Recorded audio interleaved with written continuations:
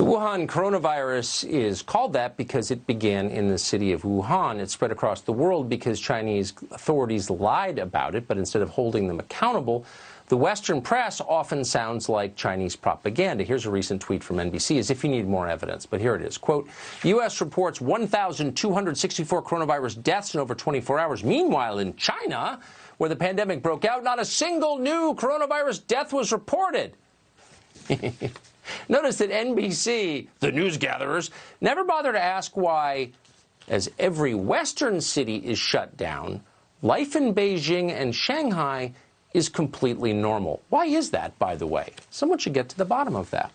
Well, political bias is one reason for why these people are flacking for China. Trump is anti-China, therefore they're for it. They're like that about everything. They defended MS-13 when he attacked them. But there's more than that going on. There's a financial interest at the bottom of this arrangement that you should know about. Arthur Bloom is the managing editor of the American Conservative, and he joins us tonight. Thanks so much for coming on. So your reporting shows that many big American media companies aren't simply, for ideological reasons, carrying water for China, but are actually doing business with the Chinese government. Tell us.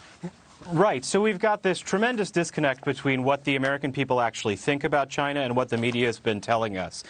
Something like more than 70% of Americans blame China for it, and yet that's not what we've been getting. So why? There's all the usual reasons that most reporters are liberal and that they trust experts a lot, but they're also in business with them. And that can take a whole bunch of different forms. There's the Chinese inserts in the New York Times or the Washington Post. They've gotten a lot of attention, but also some of these bigger conglomerates like Comcast, which owns NBC Universal. For example, they're building a big theme park in Beijing, which is a multi-billion-dollar investment that hasn't come online yet. And so what does that mean? If Rachel Maddow, for example, were to come on and start bashing the Chinese government, the Communist Party could come down and say, actually, we're not interested in opening your theme park anymore.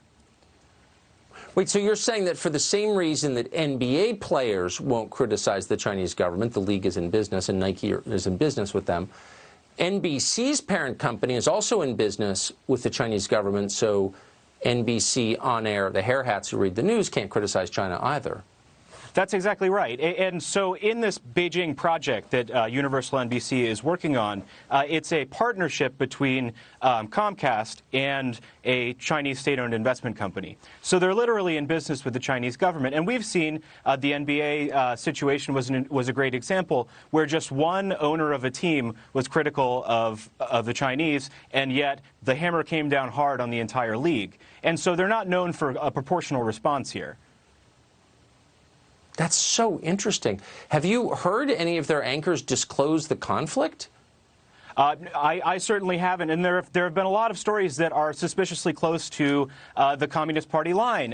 For example, talking about how the only new cases in China are coming from foreigners, and talking about Chinese global leadership. And then in the last month or two, there have been a number of reporters that have been expelled from China, and no NBC reporters were on that list. I would think if you're covering China in a tough way, it's a badge of honor to be kicked out. It's interesting because I was watching the MSNBC morning show the other day, and all the hyenas are jumping around about how Trump is pushing hydroxychloroquine because he's getting rich from it. Total lie, it turns out.